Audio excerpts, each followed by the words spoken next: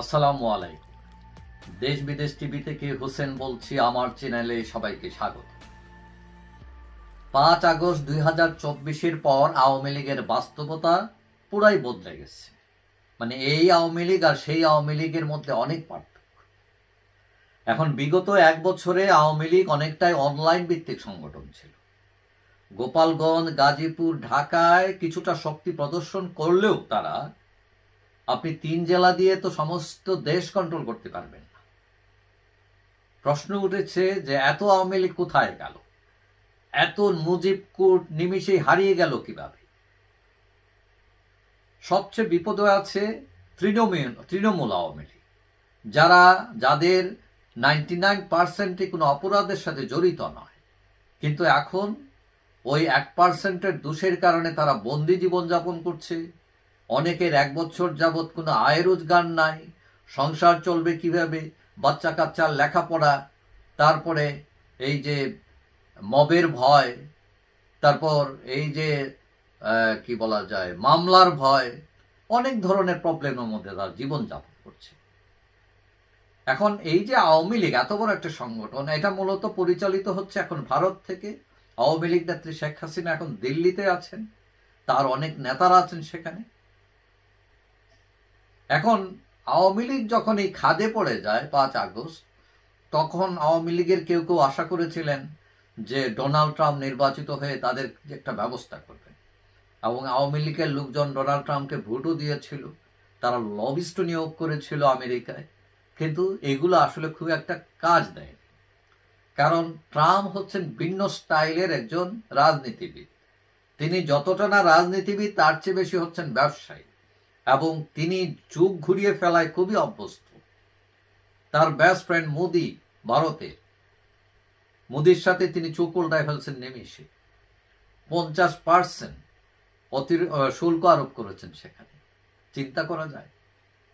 এখন ভারত নিজেরাই একটা সংকটের মধ্যে আছে। যদিও একমাত্র আওয়ামী লীগের বন্ধু এখনো ভারত, কিন্তু ভারত কিছু করবে কিনা তার জন্য, বা ক্যাপাবল কিনা, বা তার পরিস্থিতি কিনা, এটাও বিচার করতে হবে। ভারত এখন সংকটে আছে, একদিকে পাকিস্তান নিয়ে, একদিন চীন নিয়ে, এখন নতুন শত্রু হয়ে গেছে আবার আমেরিকা। সবকিছু মিলিয়ে ভারত সে তার নিজেকে নিয়ে ব্যস্ত। তখন এই পরিস্থিতিতে আওয়ামী লীগের পলিসিটা কি হবে, বা তার যে পলিসি এটা যথার্থ কিনা, এটা নিয়ে প্রশ্ন উঠেছে। আওয়ামী লীগ ঠিক মতো এগুচ্ছে কিনা।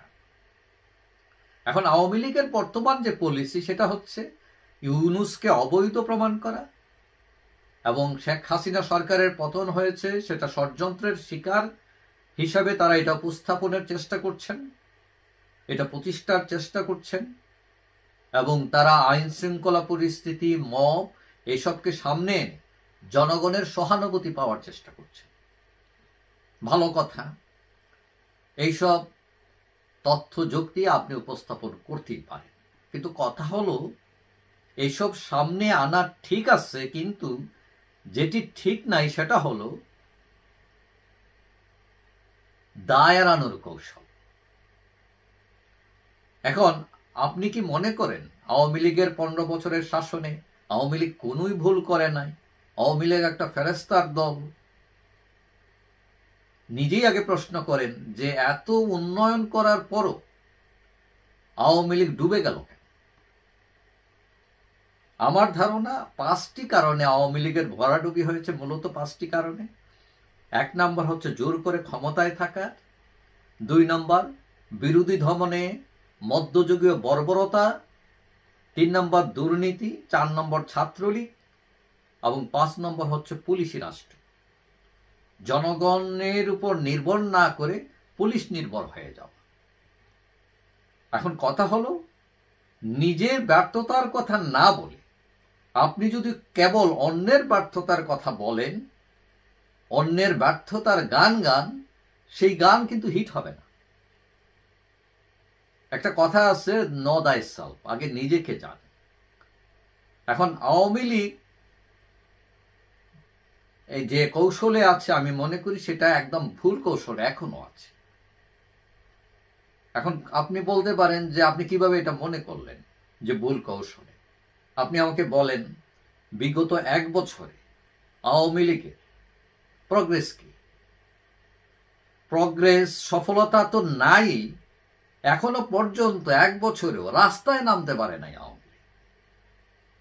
কৌশল আপনি ভালো বলবেন কি করে? কৌশল যথার্থ বলবেন কি করে? তবে সময় ফুরিয়ে যায়নি।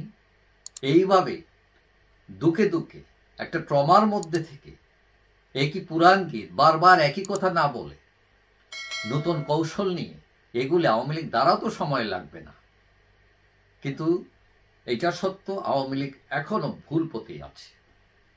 যাই হোক, সবাই ভালো থাকবেন। আশা করি দেখা হবে অন্য কোনো ভিডিওতে ইনশাআল্লাহ। আল্লাহ।